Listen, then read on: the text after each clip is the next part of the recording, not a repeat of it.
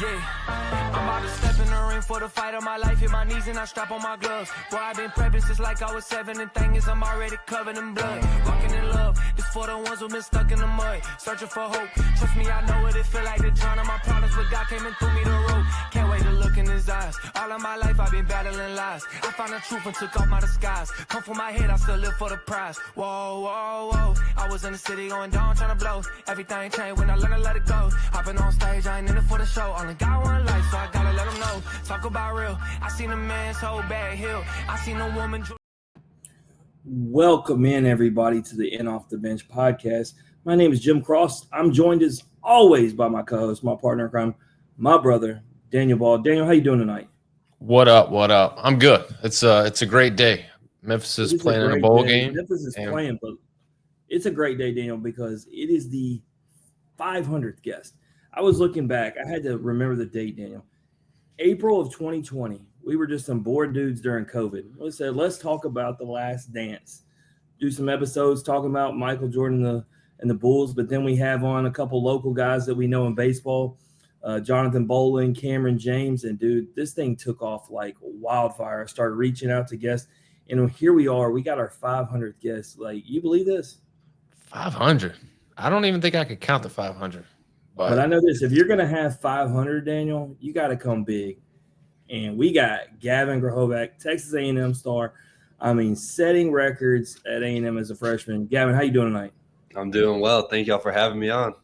Absolutely. First, I got to do a shout out. Brennan Sims, Daniel, 14-year-old kid, made that intro video. He just wants to do it. We talk about loving the game, growing the game. We got a kid who's passionate about baseball.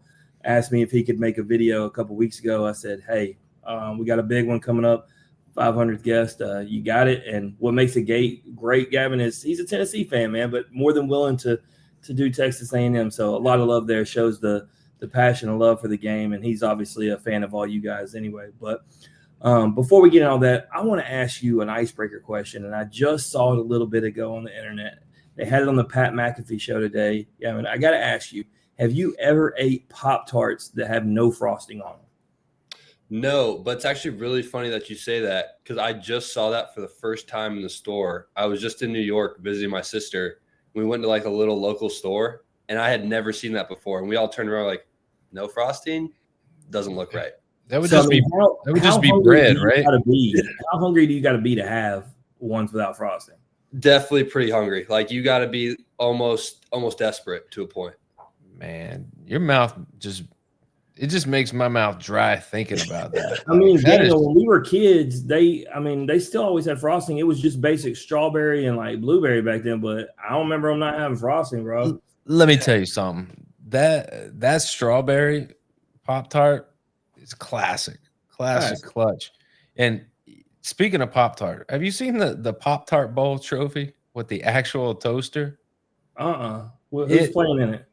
I don't know, some jabroni schools, but it's a toaster in the top of the football, like at the top of the trophy, and it actually like will toast the Pop-Tarts. It's a very novel concept. I like it. So. It's kind of like the Battle of the Bones between Memphis and UAB. It's a trash game, but that trophy is elite. It is literally a rack of ribs. Yeah, bronze. Yeah, the trophy's worth it. Yeah, like I mean, you got, especially being Memphis, you got to bring that thing back home and have the claim on barbecue and have the trophy. But one more thing before we get into your story, have you ever watched the show Survivor? I've seen like episodes. Okay, so we're big fans of the show, and we do a draft. It has to be in off the bench guest in order to play college baseball Survivor. Last year, the finalist, it really correlated with baseball and how it went. The finalists were Christian Moore, Charlie Condon, and Chase Burns.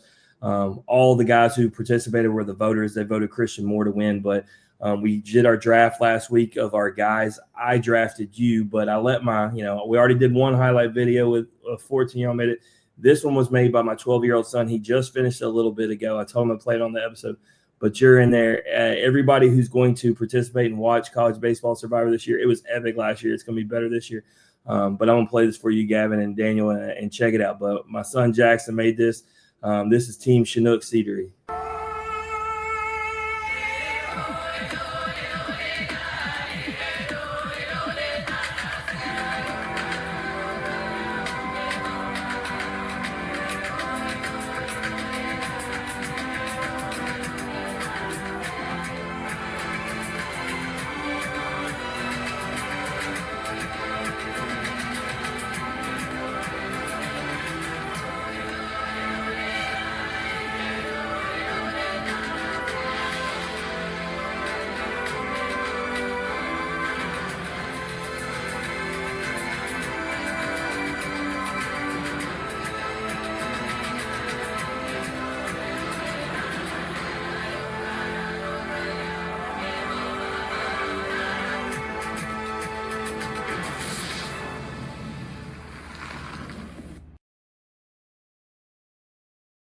You know what I just realized, Daniel?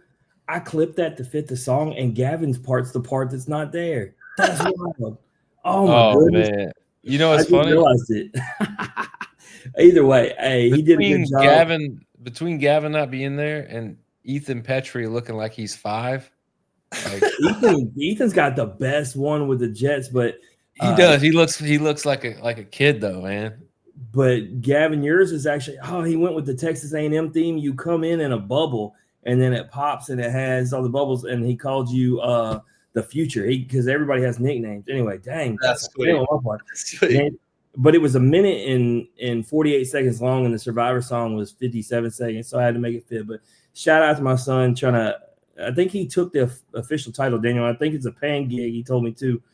Creative director, so might have to start pulling some in off the bench funds and paying him. Paying gig? Yeah, why not? He's a hustler. That dude makes more money on this podcast than we do.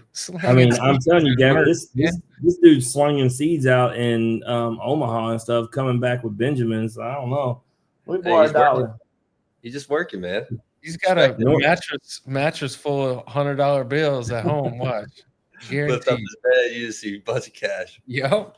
But I'll tell you this: the game, man, it's cool. Week to week, people are voted out based upon statistics.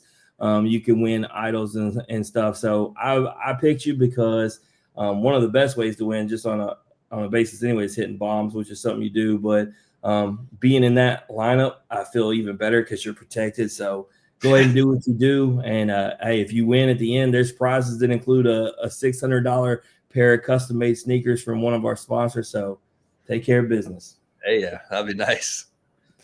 All right, enough of my tomfoolery, Daniel. You got this. Yeah, man. Let's get into this. Gavin, obviously down, in Texas A&M. Are you a Texas guy, or where are you from, man? I'm from Orange County, California. I'm actually back home now for the break. The OC. That's right. Is that still like a popular thing? Like there was a show called The OC way back in the day. I mean, it was pretty hot back in the day. I don't know. Do people still talk about that? You know anything about it? No, but I mean, we call it the OC. So. Oh, okay. I mean, Derek Curriell we had on recently from the OC. Yeah. No, it wasn't Derek. Was it? No, it was Derek and Hayden. Dang, we've had a lot of people. Yeah, Newport, and then Derek's from around here. So. All y'all bougie kids. No, hey, no, we're just in a good spot. Isn't that messed up? Like people will go ahead and like classify you as this bougie. Like if you say like you're from like, I just feel like California, like in general, gets a bad rap when it comes to like, oh, I'm from California. People automatically make this presumption that like you're this bougie person. Like imagine what it's like living in Texas and telling somebody that. Oh, I bet it's so fun. I bet them Cowboys are like, oh, you're a long way from home here, kid. Yeah, they're ready to start biting at you. It's like, oh boy. I better never see you in a cowboy hat trying to pose. No, not a cowboy hat, but you definitely see me rocking some boots. That's for sure. All right. See, it'll rub off on you if you're there too long. So I love it out there, man. It's great. It's great. Hey, I bet. Obviously, I don't blame you. I'd love it too. You guys got a great team, and we'll get into all that. I wanted to talk a little bit about hometown and the OC. Growing up, you got any brothers, sisters, mom and dad, everybody? Like what's mom, dad, and older sister. So my older sister is now 27. Like I said, she's out living in New York now. She played collegiate volleyball at Long Beach State and Arizona State. My dad played professionally for the San Francisco Giants, now back in coaching. And then my mom, she is now a personal trainer, but I mean, she's been the rock of our family our entire life, taking us everywhere we need to go. She was an athlete herself. Family things that come into play when she had the opportunity to move on to the next level, but she took the family route over anything. So, Jim, here we go again. We just can you sprinkle a little bit of athletic talent like on us normal folks, us regular people, like just a little bit. I got lucky in that department, man. My cousin also plays for the Milwaukee Brewers, so I got lucky in that department as well. I mean, Daniel, I'm tired of hearing you say that because you act like you didn't pitch college baseball. I didn't do college nothing. I went to the military. All right. I mean, I was lucky. I'll tell you the way Gavin said. I was lucky. That's very lucky and blessed. But I had to work hard. I had to work very hard for everything. Wasn't just like the most talented guy, but neither here. You trying to say he didn't work hard? What are you trying to say here? What are you implying? I'm sticking straight to You my made it story. sound like he was just gifted and it's easy. I wish it was that easy. I doubt it. You don't get to Texas A&M and the in my opinion the number one team in the nation without having to work hard. Like I feel like the only guest that made it sound easy, Daniel, and it's no surprise when I say his name, Austin Riley made it sound like in high school like it was easy. Dude said he didn't even want to pitch, had to pitch, was unhittable, and then out there hitting tanks. Like that's the one guy I think of that didn't make it sound like he had to work hard. It just all came natural. Yeah. And when we talked to him, he went on a tear and won the World Series. And it looked like it was easy. I told you I'd see him in the gym. He'd be in the gym just texting on his phone, never actually touching weights. That's crazy. Yeah, he's definitely a talent for sure. And like just like Jim said, man, he's just like very nonchalant about it and very like low key about like how good of a player he really is. But getting back to you, obviously, you have to have some type of influence when it comes to baseball to be at the level that you're at. So growing up, like who was your influence when it comes to baseball? Was it dad? Was it someone else in the family, or was it a coach? Who was it? I mean, I'd have to say my dad and my cousin. I mean, obviously growing up, I grew up in a baseball household. My dad was coaching at the time when I was born. So he was coaching college ball here at Concordia University, or he was actually at Orange Lutheran High School at the time. And then he moved to Concordia University. So I kind of grew up in a dugout. So I was able to be around older guys. Did you play any other sports, or was it just you didn't have a choice? It was strictly baseball. I played basketball. I played all the sports growing up, but then I got into high school and I really focused in on baseball. But no, my dad, I mean, I had a built-in coach in my house. So it was kind of nice being able to have that in my corner. And then my cousin, I mean, been in the same shoes I've been in my entire life. And now I'm just kind of following in those footsteps, seeing the path that he's paved for me and kind of the way I want to go about taking it. So. Well, it seems as though those influences were the right ones because they paid off. You were rated the number 12 overall player, number 2 outfielder in California for the class of 2023, and that was by Perfect Game. You were given a 10 grade by Perfect Game as a prospect, 2022 Orange County Player of the Year, 2022 LA Times Player of the Year, 22 and 23 All-State First Team Selection, 22 and 23 California State Player of the Year. Like, all of that, you combine it all, and it seems like there are plenty of options out there for playing at the next level. So why was it A&M? Well, funny story. So I was actually previously going into my freshman year. So right after my freshman year was done, I committed to Arizona State when Tracy Smith, Coach Early, Jason Kelly all had the job at Arizona State. The year following that, coaching change happened. Coach Early ended up taking the job at Texas A&M. Obviously, that whole coaching staff was put together. I'd kind of waited my time out at Arizona State, ended up deciding I wanted to decommit, went on a visit to Texas A&M. And, I mean, Coach Early was honestly the attraction the entire time. So it's kind of funny that we are kind of where we are now. But, I mean, I've been committed to him. That's what I want to go right there and ask that. So when Coach Early takes over – and, when Schloss leaves, guys are, questioning what they're going to do next. Are you actively going to bat for him in that time because he's your guy? Yeah. I mean, I don't know if Jace talked about it all, but I mean, me, Jason, I'm sure some other guys were constantly on the phone trying to make things happen. I mean, that was our guy. That was the guy we wanted to stick with. Obviously, when everything went down, we weren't really fully aware of what was going on. Mm-hmm. But I mean, we all knew who our guy was. I mean, the reason half of us came to A&M and came to school was for Coach Early. We wanted to have that guy in our corner and play for him and pick his brain and be the best hitter we could. But now having him as a head coach, you kind of get the full reign of everything. He gets to kind of teach you on every aspect of the game and as well teach you how to be a good human. So, I mean, I'm sure people have talked about it on here. I don't know if the guy talked about it, but the way that he treats his family is probably one of the most amazing things I've ever seen. So I think the way he treats the family is the way he treats all of us. And I think that was a big attraction for a lot of us to come back and kind of play under him and see him as a really good coach. Yeah, Hayden, Jace, and Ryan all, hyped him up. And, it's really cool to see it all come, in real time. I was talking to Jace, doing my pitch, go to LSU. And he said, the plan is to never go anywhere. So when his name went in the portal, I'm watching all these guys, talk about where's he going. And, I know what, like he's just waiting for the details to be ironed out so he can stay where he's at. Nobody wanted to leave there. Y'all have the most ready-made team to come back with. There's absolutely no reason to change it up. And when you have Coach Early, who all you guys are close to, but also was the assistant coach, right? So you're not bringing in a new coach with a new plan that just changes up everything. So it's a real nice situation to be in. But let's talk about last year. You started all 67 games as a freshman. Your rookie campaign slashing 298, 395, 96. Single season freshman record, 23 home runs, 66 RBIs, scored 83 runs, ranked third all time in program history. You were all those accolades in California, but we talk about this all the time with guys. Everybody's the best on a college roster from where they came from. So, did you expect to really have that much success as a freshman? I mean, were you that confident? Definitely coming in, it's a big step. I mean, like you said, you're the best player in your high school team. All of a sudden you go to college and you're just another guy because every single player on the team's good. So honestly, I didn't really come in with any expectations. My biggest expectation was coming in and winning the job.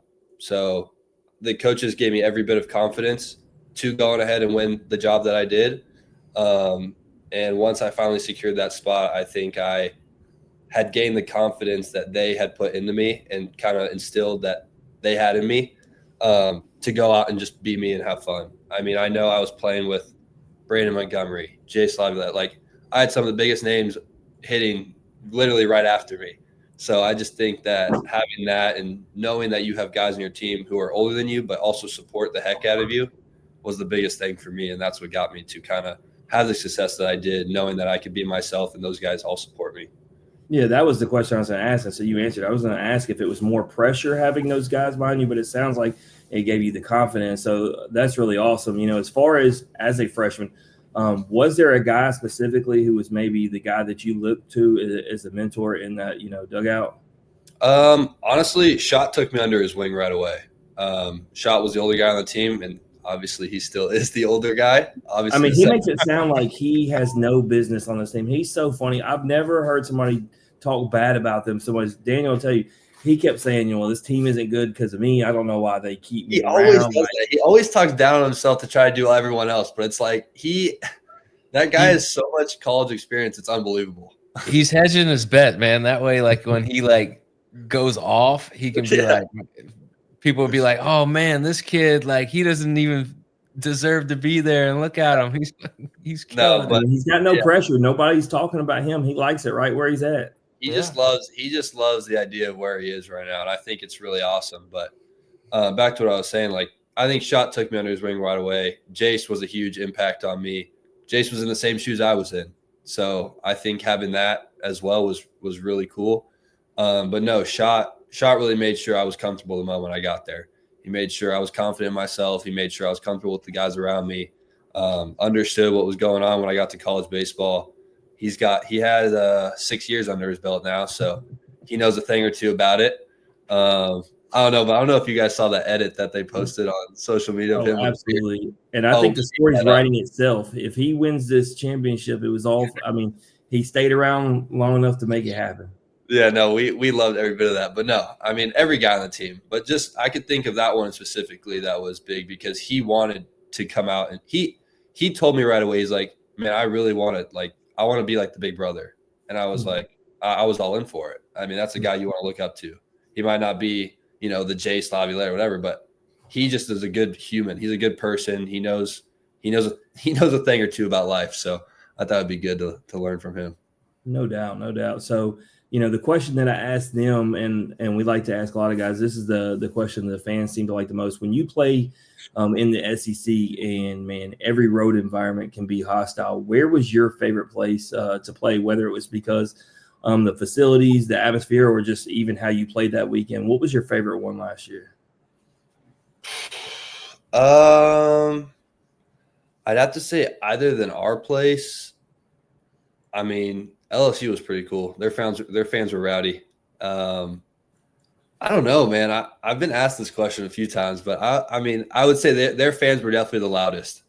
I would say I love it. You know, you talk about Hayden. Hayden was blunt, talking about where he liked, but he had no problem throwing out there where he didn't like. But I'm interested.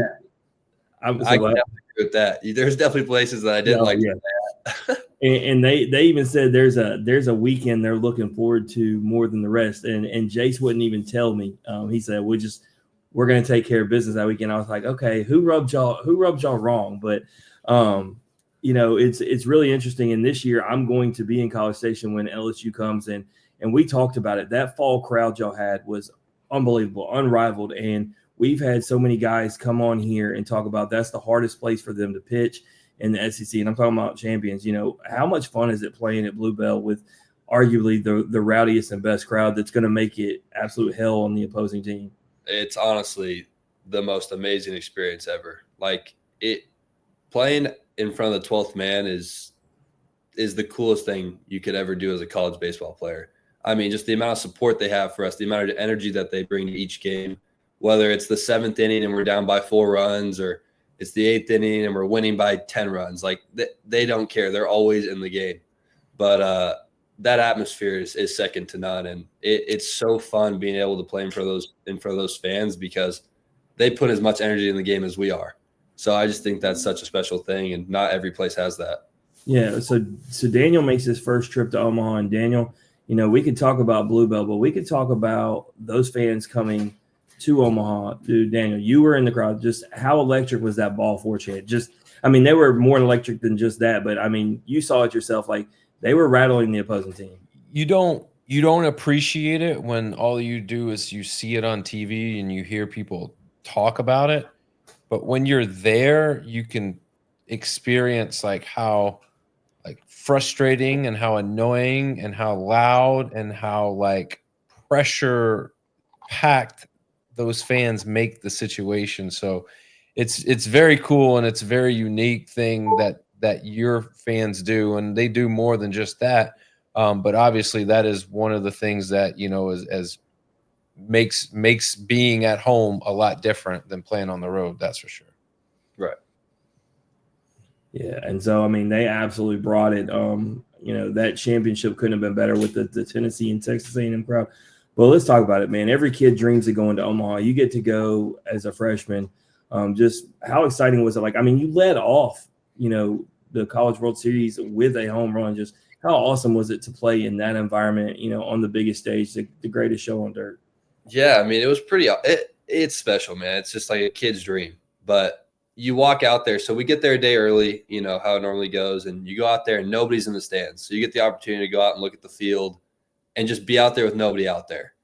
And I just think that without the 20, 30,000 people, whatever it is, like, just looking at the field itself is unbelievable. You're out there, you can hear the dirt, you can hear your feet moving in the dirt. And then all of a sudden there's 30,000 people in the stands, and wow, this is real. This is real.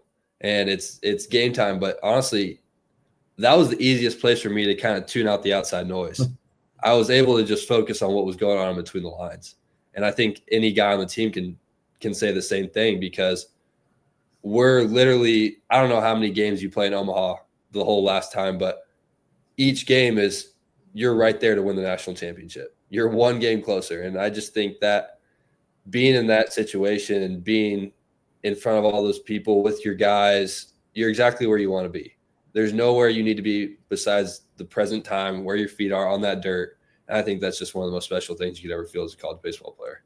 Yeah, Hayden said it moves by so fast in the big moments because you kind of like black out during them. When you reflect back, he said it's hard to even remember everything that happened. Like, it's crazy. And he's not the first one to say that. So many guys talk about the big moments. Like Jace even said, robbing the home run at the wall. He almost had like a blackout moment to where he doesn't even remember it happened. I talk about you hitting that leadoff home run. Is it the same thing? Like, is it just the emotions are so crazy? I couldn't even tell you what was going on in the moment. All I was thinking about was getting back to the dugout after I hit it. Like, I just remember hitting it and being like, there's no way. There's no way that's going. And I saw it go out and just, I mean, my head just went completely blank. Yeah, I mean, I was standing with the Tennessee dads, and you hit that, and I told the guys this. I mean, those parents had the utmost respect for y'all as a team. They were nervous coming into the game, every single game, and when you do something like that, they're like, "Okay, this team is for real. Like, this not going to be easy about this." And so, yeah, I mean, y'all set the tone, but let's talk about it, y'all. Obviously, come up short, but I talked about the team coming back. You talked about, Coach Early taking over. How have you felt about the team this fall? Has the chemistry been there? Obviously you got some new pieces coming in, but it feels like for the most part, with so many guys coming back, the fall probably went pretty smooth, I'd say. Yeah, the fall was great. All the guys we got, freshmen, transfers, great additions to the team. I think the camaraderie that we have in the clubhouse is honestly pretty special. We enjoy being around each other on and off the field. I think the older guys that we got out of the transfer portal have been honestly amazing. Guys like Wyatt Hensler, Gavin Cash, Bergevin, those guys have been great leaders so far throughout the entire fall. But no, man, it's been great with Coach Early, how he treats us as a team, what his goals are. Obviously, it's not the same as last year. It's not everything's the same, but I mean, same goal, obviously. But man, we all got one goal in mind, and we're all willing to do whatever it takes to get there. And I think this team has a really special chance to do that. I'm really excited about what we got 1 through 9 and our whole entire pitching staff. I mean, just the way you're lighting up talking about it is what it's all about, right? And the other guys too. It's and it's not like it's pressure. It feels like for you guys, it feels like, man, you are feeling loose. You're not scared because Daniel talks about this. Teams like yourself have target on your back. Everybody knows how good you are, but I think y'all embrace that. I think y'all are fine with that, and y'all are okay with getting everybody's best shot because y'all believe that's only going to make y'all better. So the one question I have, and I'll turn it over to Daniel, is the pitching staff, right? We had Prager on. We know he comes back, but talk to me about some of the other guys that you've gotten to see this fall, because I think that's the question that most people have. They know your lineup's absolutely stacked, but talk to me about a couple of the other pitchers that people really need to take notice of. Yeah, obviously super excited about Prager coming back.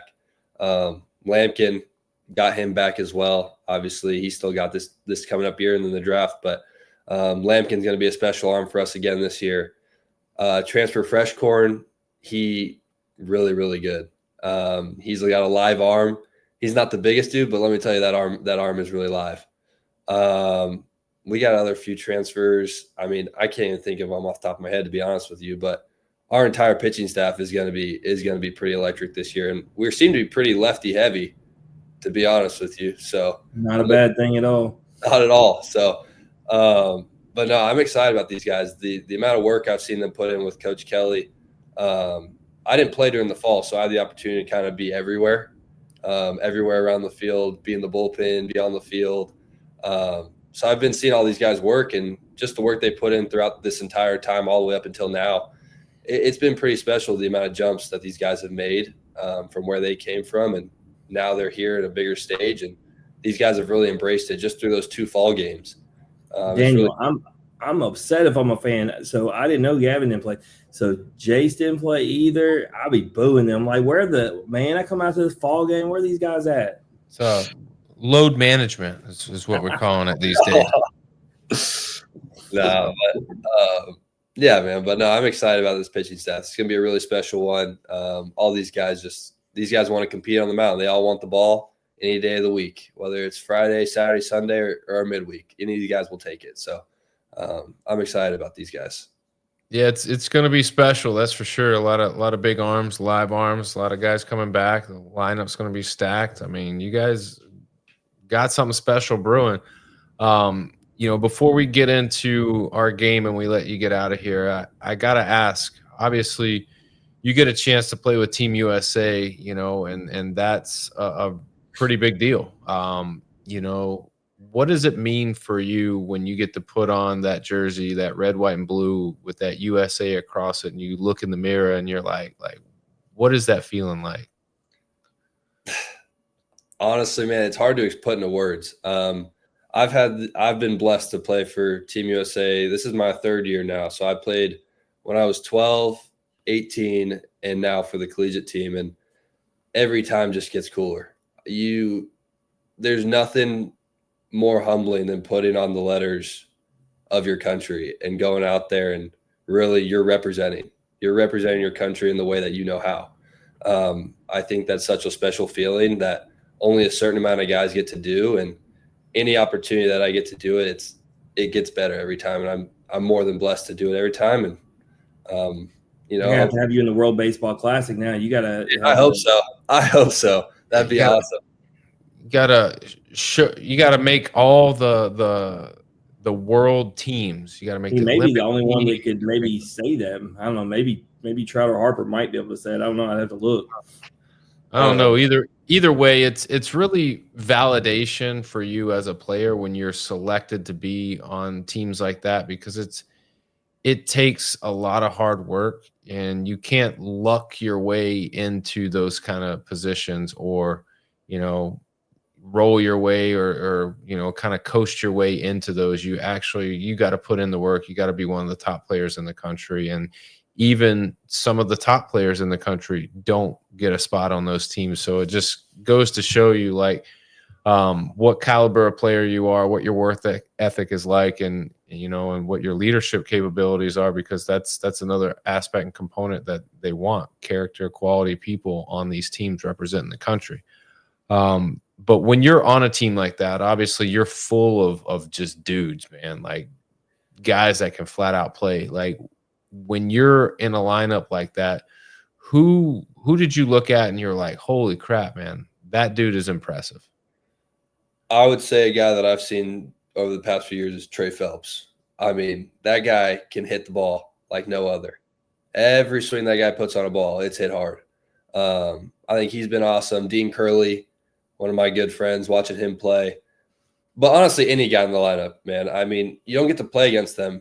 You don't get to play against a lot of these guys throughout the year. So you only get to see them play one time, and it's when you're representing Team USA. And it's just pretty special seeing how where these guys come from, the different things, pick their brains about their respective colleges and how they're taught to do certain things. So I think that's one of the best parts about Team USA is you get to be around the best players in the country, pick their brains, as well as form brotherhoods with these guys and be friends with them for, a lifetime.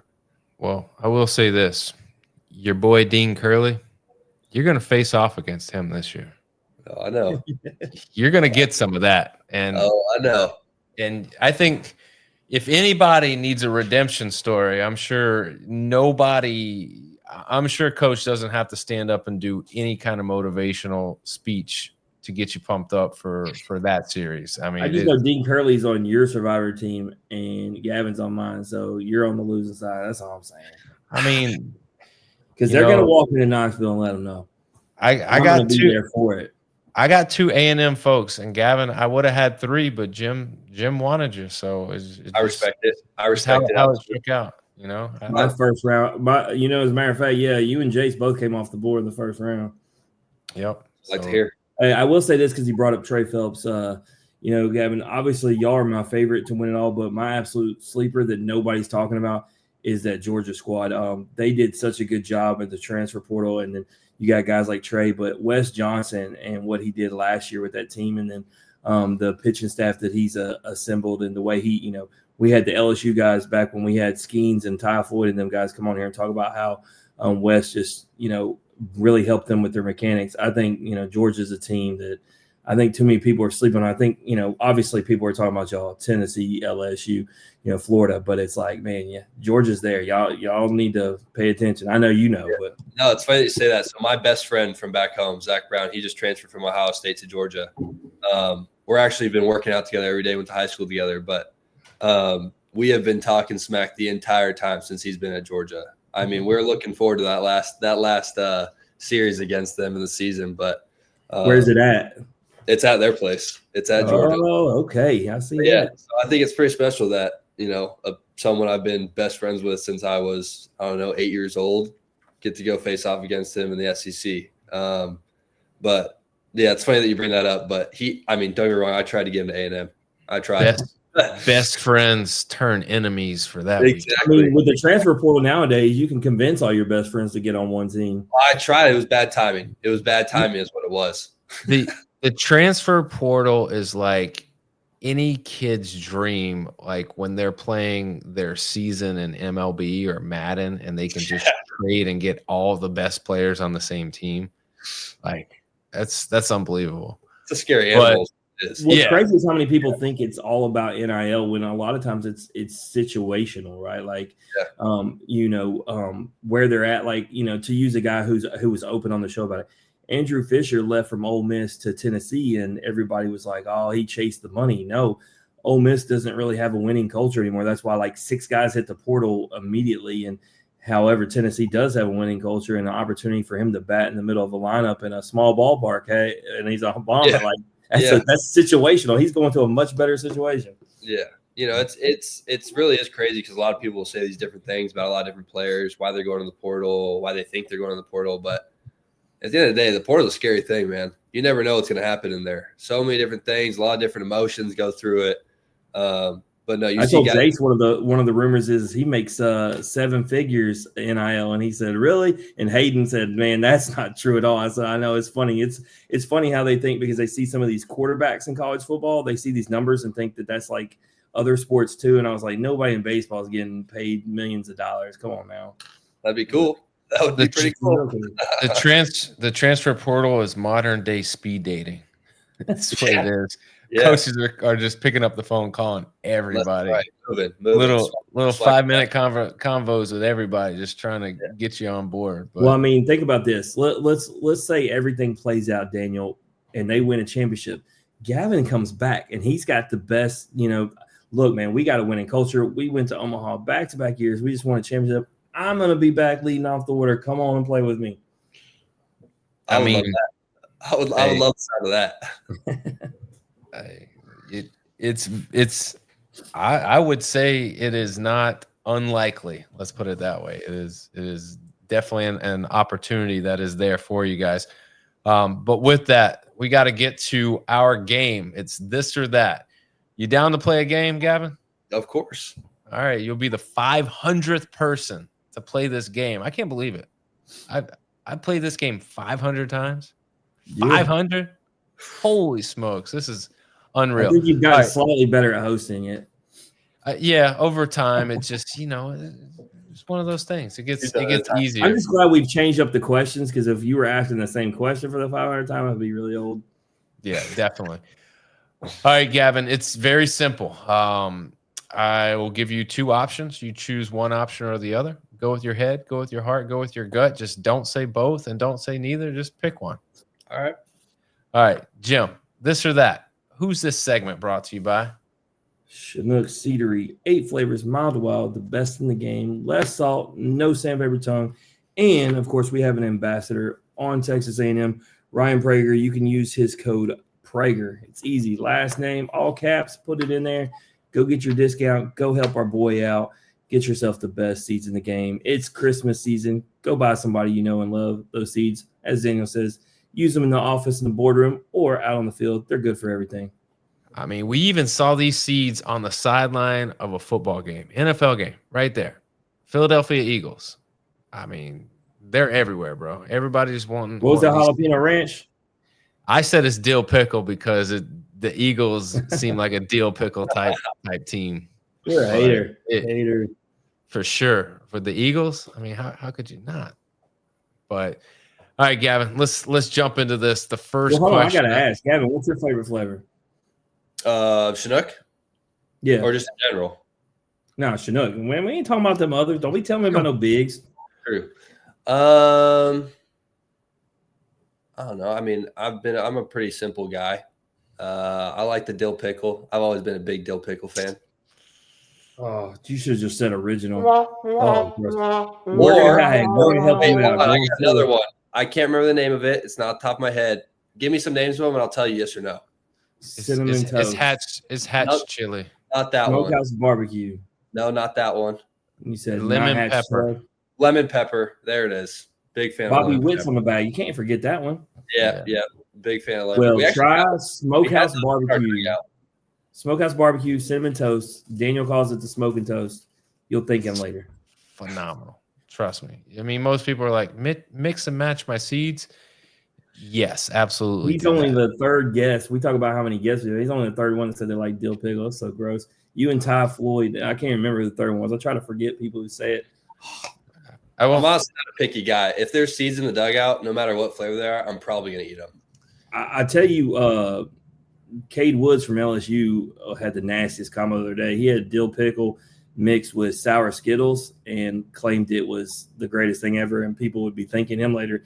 And so then I mentioned that to your boys, and they said that sounded fire, and I was like, "You've got to be kidding me!" I mean, look, that tells you, that tells you everything you need to know about the seed itself. If you're having, really, they're doing something right though, because Jace and Hayden were all about it. I bet they tried it and liked it, and probably don't want to tell me about it. Look, that's just silliness. They need. Thankfully, Gavin is with them for another year, and he's going to be able to show them the way, because that's just silly. But let's get into the game, Gavin. First question out the gate: coffee or energy drink? Energy drink. What's your energy drink of choice? You ride the bull, or are you monster kind of guy? Accelerator. Drink Accelerator. Accelerator. Yep. I did see that on your socials. You got the nice fade. You're all cut up. You in the weight room, with your Accelerator. You got the shirt on. I mean, you're looking fly, man. Hey, it's the best way to go. I recommend it. What's the best flavor? That way, when I try it, I need to go with the best. Rocket Pop. I mean, his hair is too nice for the gym. Let me be clear. I just looked at the picture to see what you're talking about. My guy's not in there sweating. This is a clear ad. He should have been on the grind and had a little sweat. His hair messed up. I'm too clean for me. You know how many people say that to me about my hair? It's like, you guys, I don't really do nothing. People are like, what do you put in your hair? Literally nothing. I literally just put water. Well, you already have all this talent, and you have great hair too. Just more ammo for us to hate you. I mean, it's must be nice, Gavin. I'm telling you. I just wake up and piss excellence. No big deal. I'm the best. Oh my gosh. All right, next question. It's the holiday season, and some people are ham people, some people are turkey people. What do you say? Turkey. I'm with you. I've smoked my first turkey for Thanksgiving, and I won't do it any other way. That's the route to go. Turkey's great. Love it. All right, concert or sporting event. We're not just talking about some just bodunk, whatever. We're talking about like a bucket list concert, bucket list sporting event. Like, I'd probably have to say sporting event.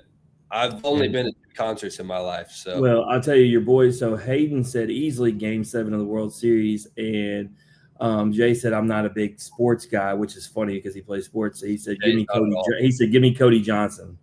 I believe it. No, yeah, Jace is definitely a concert guy. That guy doesn't watch any sports unless the Yankees are on or the Jets are on, just because Schott likes both those teams and they live together. So. That's rough. I feel like though, man, that postseason was rough, and it led right into the NFL season. But if he's a Yankees guy, I feel like Game 7. Well, you said it was because of Schott, and that may have been why Schott said that. Game 7 of the World Series feels like the answer for sure. Absolutely, I would do anything to be at a Game 7 of the World Series, either watching it or playing it. Playing it, that's the one. Or even if you're on the team, but maybe you're not getting playing time, you're watching from the dugout. That's I would gladly watch from the dugout. Gladly. All right, lake or beach? California kid, I have to go beach. Beach. All right. Where are you more excited to play? Texas or Tennessee? Or who are you more excited to play? Texas or Tennessee? I'd probably say Texas. I mean, that's not the both those environments are going to be insane. If you're anywhere else other than at A&M, like saying Texas, I would kind of question it. But being at A&M, like I see why the answer is Texas there. Like, Yeah. I mean, I'm You not happy always with wanna beat Texas. scheduling, Daniel. I can't believe they scheduled that same weekend as LSU Tennessee. Obviously, you know I'm gonna be at Tennessee at LSU. I really would like to be at Texas A&M. That's gonna be crazy. Look, SEC scheduling committee.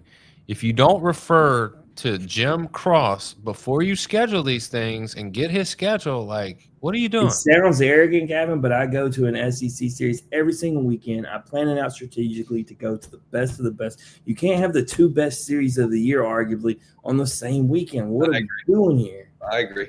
I mean, but that's the thing. Like, the SEC, like, is so good. Like, Every game's a good game. I mean, he got me wanting to go to Georgia and Texas A&M. I mean, be honest.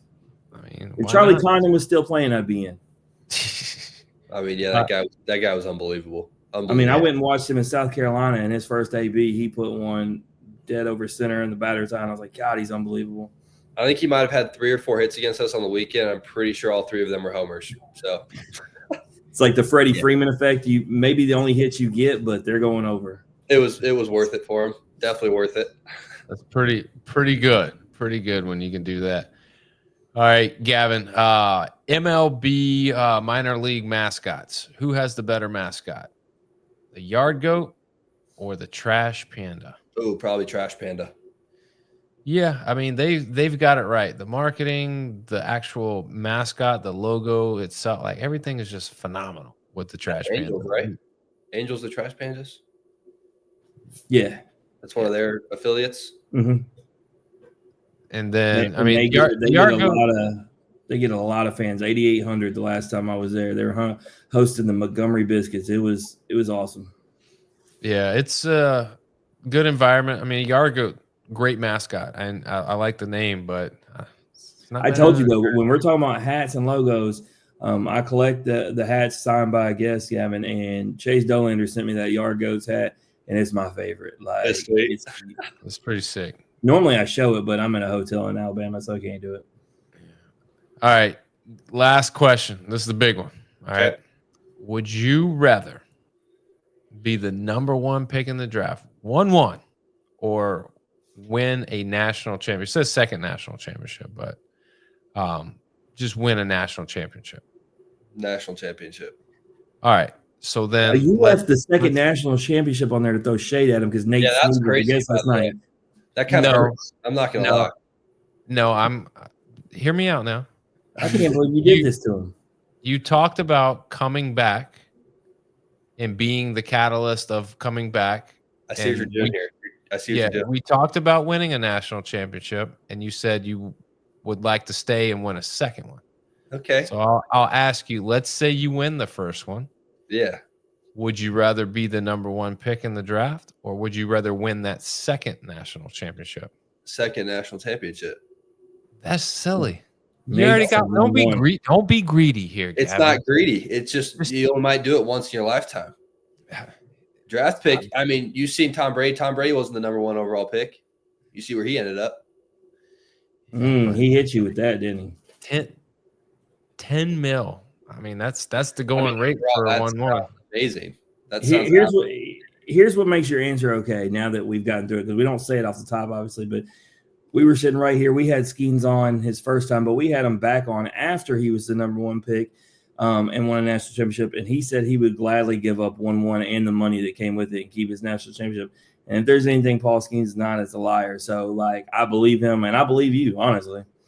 I mean, you don't get to see many people say they got 2 national championships. So, you also don't see many people say they were 1-1. So, that's a good point. Here's what Daniel will tell you. And you'll see very, very few of them that are 1-1 and a national champion. And a national champion. Yeah, that's a good point. That's a good point. When you have kids later, you value that $10 million. That's why we think. Yeah, that's a good point. For me, as a 40-year-old dad with 2 kids,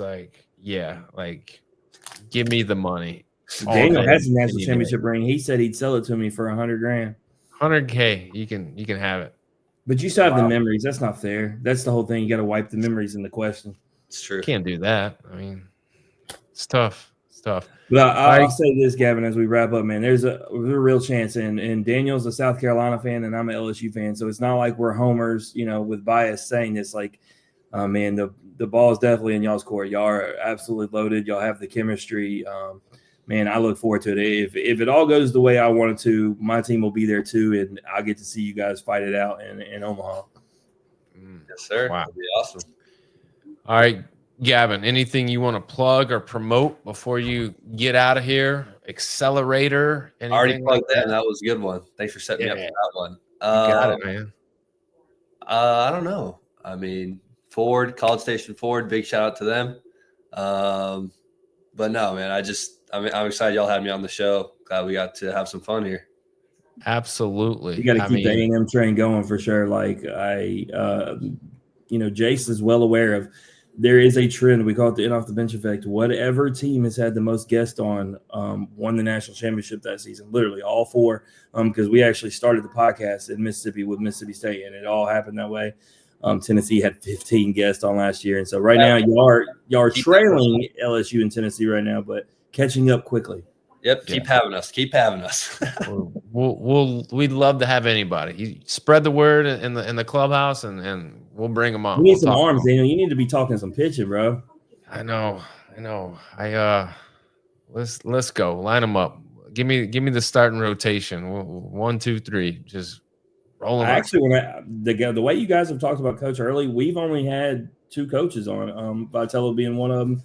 Man, I wouldn't mind Coach Early at all. When guys talk about their coach like that, Daniel, that's who I want to talk to. Yeah, that'd be a fun one. That'd be a good Absolutely. One. Well, Gavin, man, we wish you happy holidays first and foremost, and obviously it's going to get cranked up here very quickly once the new year rolls around. We wish you a happy, a safe, successful, healthy 2025 campaign, and who knows, at the end of it, we might be bringing you back on to talk about the magic run that the Aggies had, man. That'd be pretty sweet, right? I would love that. Well, I appreciate you, man. I like I said, anything you need, reach out to us, man. Appreciate it, man. Thank you for having me. You got it. That's Gavin Grahovac, everybody. If you like hearing Gavin's story, or you just like hearing us average Joes talk X's and O's, please like and share the podcast on Facebook. Retweet us on X, listen and subscribe wherever you stream your podcast. Head over to YouTube, click like, click subscribe, click notifications. That way, once this episode gets uploaded, which will be soon, you'll get the notification. You can be one of the first to listen to it live. Jim, we got another big one. We've got Oklahoma Gymnastics. Bro, we are killing the game with Oklahoma Gymnastics, and I'm excited. I know you're excited. It's going to be a great episode. And with that, it'll be guest 501. And I just want to thank you. This is getting towards the end of the year and towards the holiday season, and I got to make sure that I give you your props. You've done a great job lining up the guests. You've done it 500 times now, 501 tomorrow. And so shout out to you for all the things that you do. For anybody that has anything negative to say about my boy Jim, hey, take it back, because he works really hard at this. But like I said, tomorrow we got Kelsey Slade of Oklahoma Gymnastics joining us. This has been the In Off the Bench podcast. As always, remember, strong body, sharp minds, grit and grind all the time. We are out.